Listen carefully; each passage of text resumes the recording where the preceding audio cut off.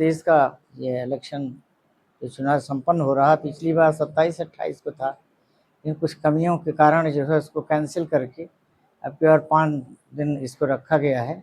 आज last day है election का, लखनऊ का केवल, और बाकी जगह 74 ज़िले हो चुके हैं। ये अंतिम ज़िला था, 75वां ज़िला हो गया। किस तरीके की वोटिंग रही है, क्या वोटिंग प्रक्रिया तो यहाँ की बड़ी अच्छी रही, लोगों ने बड़ा सराहना किया और कोई प्रॉब्लम नहीं रहा। लेकिन चूँकि बीच में कुछ ऐसे एग्ज़ाम आ गए जिसकी वजह से 2 दिन से वोटिंग कम पड़ी है। सर आप भी अध्यक्ष? इसके पूर्व भी मैं अध्यक्ष रहा और पुनः मैंने जो भी रहा, जब भी रहा अध्यक्ष पद पर, हमने सबके संतुष्टि के हिसाब से काम किया, सभी लोग खुश रहे। पुनः भविष्य में आएंगे तो अच्छा काम करेंगे जिससे किसी को कोई प्रॉब्लम ना हो। और एक बार क्रमांक संख्या का मेंशन कर दीजिए। ये भी हमारा क्रम संख्या है और जो सर हमने कंटेस्ट किया है इलेक्शन 2026 का। लगातार एक मांग उठ रही है साथियों के द्वारा एडवोकेट प्रोटेक्शन एक्ट, उसको लेकर के क्या? एडवोकेट प्रोटेक्शन एक्ट जो है कई प्रांतों से भेजे जा चुके हैं सेंट्रल गवर्नमेंट के। यहाँ बिल पास होगा और सेंट्रल गवर्नमेंट उसको एक्ट में कन्वर्ट करेगी, तो ये सेंट्रल एक्ट बनेगा। जो भी उसका ईयर निर्धारित करेगी सरकार, सेंट्रल गवर्नमेंट की ड्यूटी है। यहाँ से यूपी, बिहार, अन्य प्रांतों से जाएगा तो उसको सेंट्रल एक्ट में कन्वर्ट करेंगे। ऐसा ये स्वतंत्र पेशा है, मेरा अपना मानना है कि ये स्वतंत्र पेशा है और इसमें कोई ये दबाव नहीं है कि आप इस पेशे में आएंगे तो ये आपको लाभ मिलेगा। कोई एम्प्लॉयमेंट नहीं दिया जाता है, ये स्वतंत्र पेशा है। स्वेच्छा से लोग आते हैं, प्रयास करते हैं, मेहनत करते हैं, कुछ लोग आगे जाते हैं, जो नहीं मेहनत करेगा पीछे रहेगा।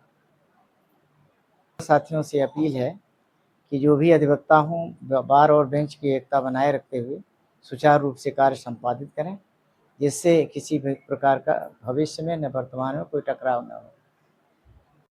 का मुख्य उद्देश्य क्या था और आप भी उपस्थिति थी, क्या कहना चाहेंगे इसमें?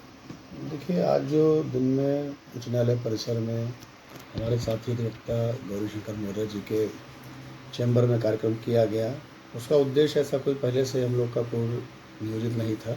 वो अचानक से पता लगा कि श्रीमान PR मौर्य जी का आज ही जन्मदिन है, इसलिए वो व्यवस्था की गई और जो भी कार्यक्रम रहा उसी के अंतर्गत रहा।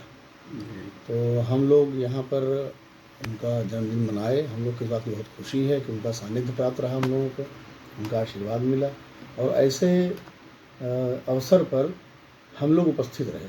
सबसे बड़ी चीज़ ये है क्योंकि जनरली वो इलाहाबाद उच्च न्यायालय के प्रैक्टिशनर हैं, तो वहीं पर रहते हैं, ऐसे मुलाकात कम हो पाती है और उनके जन्मदिन के अवसर पर ये रहा, इसलिए और हम लोग के लिए सौभाग्य की बात हुई। सर, चुनाव को किस नज़रिए से देखते हैं, क्या कहना चाहेंगे चुनाव को लेकर? देखिए, चुनाव जो जैसा मैंने दिन में आपको पहले ही बताया कि बहुत लेट रहा, 5-5 साल के अंतर पे चुनाव होना चाहिए, लेकिन फिर भी 7 साल हो गया। कुछ तकनीकी और कुछ कानूनी प्रक्रियाओं के चलते ये विलम्ब से हुआ, चूँकि COP सभी अधिवक्ता साथियों के समय पे नहीं आ पाए थे प्रदेश भर के, उनमें काफ़ी विलम्ब रहा।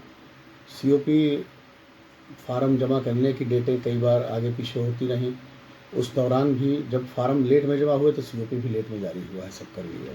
क्योंकि इस बार जो bar council of Uttar Pradesh की प्रक्रिया रही है रिन्यूअल करने की, वो ये रही है कि जो जैसे लुधियाना में, पंजाब में 2500 फर्जी वकील पकड़े गए थे इससे पहले, जिनका वकालत का कोई अस्तित्व नहीं था।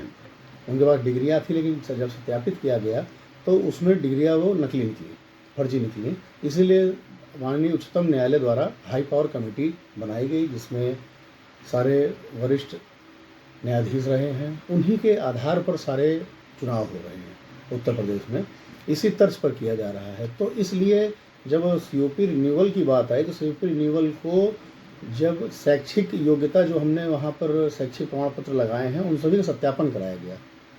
जिस भी यूनिवर्सिटी से, जिस भी कॉलेज से अधिवक्ता साथियों ने विधि व्यवसाय का प्रमाण पत्र प्राप्त किया था, वहाँ सत्यापन कराया गया कि वाकई ये है कि नहीं है, उस यूनिवर्सिटी में इन्होंने इनका रोल नंबर इनरोल्ड है कि नहीं है। ये सारे सत्यापन होने के में जो ये विलम्ब हुआ है, उस कारण ये चुनाव लेट हुआ है 2 साल।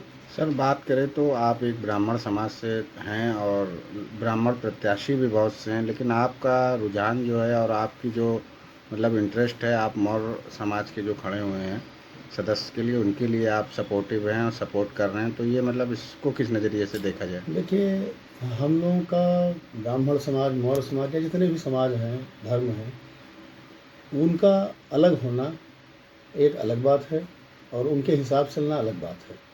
धर्म को यहाँ बिल्कुल धर्माचरण, धर्म के हिसाब से आचरण करना होता है उनको। धर्म सीधे ये सिखाता है हमें और धर्म का अनुसरण किया जाता है। लेकिन जो हम लोगों का विधि व्यवसाय है, विधि व्यवसाय एक न्यायिक प्रक्रिया है और जहाँ तक कि हमारा भारत का संविधान जो कहता है कि न्याय सबके लिए बराबर है, उसी तर्ज पर अगर कोई साथी अधिवक्ता है तो किसी भी धर्म से हो, किसी भी समाज से हो, अगर वो न्यायप्रिय है और न्याय करने की क्षमता है उसके अंदर, तो हमारे हिसाब से उसको प्राथमिकता देनी चाहिए, ना कि अपने हमें नहीं मालूम कि हमारे समाज में कैसे लोग हैं कैसे नहीं हैं।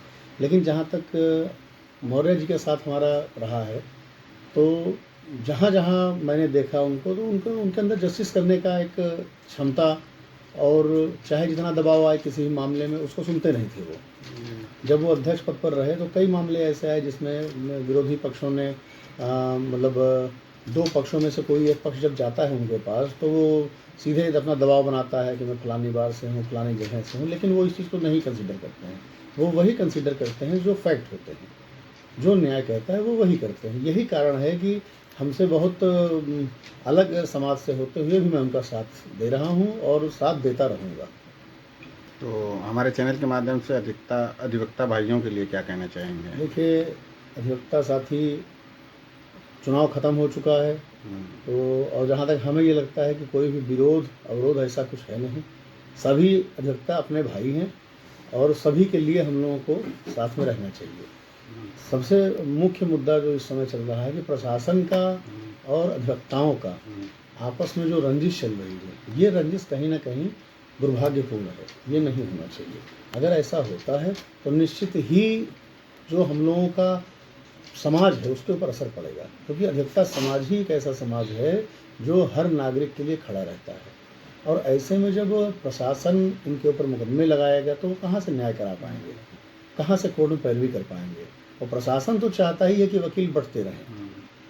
वो हर बार एसोसिएशन में कुछ ना कुछ, अगर नहीं कुछ होगा तो मुकदमा कर देता है, मुकदमा लंबित कर देगा, मुकदमा दाखिल कर देगा। कई मामले ऐसे होते हैं जिसमें वकीलों का नाम आते ही तुरंत वकील को नामजद कर दिया जाता है। भले वह हमारा साथी अधिवक्ता थाने पहुंचा हो या ना पहुंचा हो, किसी में पैरवी कर रहा हो या ना कर रहा हो, उनका एक टारगेट होता है अगर कोई वकील आया है तो सबसे पहले उसको यहाँ से हटाओ। क्योंकि उनके कई चीज़ें ऐसी होती हैं तकनीकी स्तर पर जिसको हम तोड़ सकते हैं। तो वो जानते हैं कि अगर वकील आया है तो अपने नियम कानून से दोनों पक्षों को सुलझा सकता है, सामंजस्य बिठा सकता है।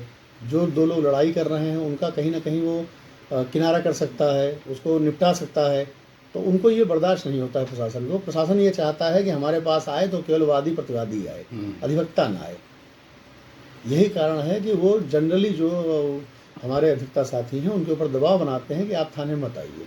जैसा कि पिछले कई महीनों में आपने कई जगह घटनाएं सुनी होंगी जहाँ पे अधिवक्ता साथी हमारा जाता है, उसको बेइज्जती करके उसको भगा दिया जाता है। उसको खुद कहते हैं कि हम आपको अंदर कर देंगे। भाई, प्रशासन ऐसा कैसे कर सकता है? अगर हमारे PR मौर्य जी अध्यक्ष बनते हैं, सदस्य बनते हैं, तो हमारी सबसे पहली प्राथमिकता ये होगी कि अधिवक्ता का खोया हुआ सम्मान वापस आए, जो निरंतर प्रशासन कुचल रहा है हर स्तर पर, चाहे वो बौद्धिक क्षमता पे हो, चाहे शारीरिक क्षमता पे हो, चाहे मानसिक क्षमता पर हो।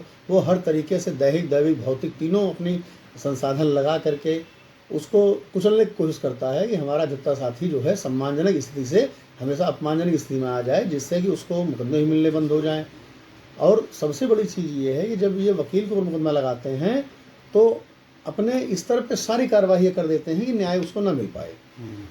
हमारे समझिए था कि क्या अधिवक्ता को अगर पैरवी का अधिकार है तो वो संविधान में दे रखा है, हमारे एडवोकेट एक्ट में दे रखा है, उसका हनन आप कैसे कर सकते हैं? कोई भी स्थानीय प्रशासन कैसे कर सकता है? सबसे पहली प्राथमिकता हमारी ये होगी अधिवक्ता का खोया हुआ सम्मान ये वापस लाया जाए। उसकी बात को थाने में जहाँ भी वो स्तर पे जाता है उसको सुना जाए, क्योंकि संविधान में पैरवी करने का अधिकार नागरिक की ओर से अधिकृत हमें ही है। उसमें कहीं पुलिस को पैरवी करने का अधिकार नहीं दिया गया है कि पुलिस में अपना पक्ष प्रस्तुत करे। पक्ष प्रस्तुत करना वो वकील का अधिकार है और वहीं तक रहना चाहिए। वकील से ये अधिकार न छीने आप। बस यही हमारा एक प्राथमिकता रहेगी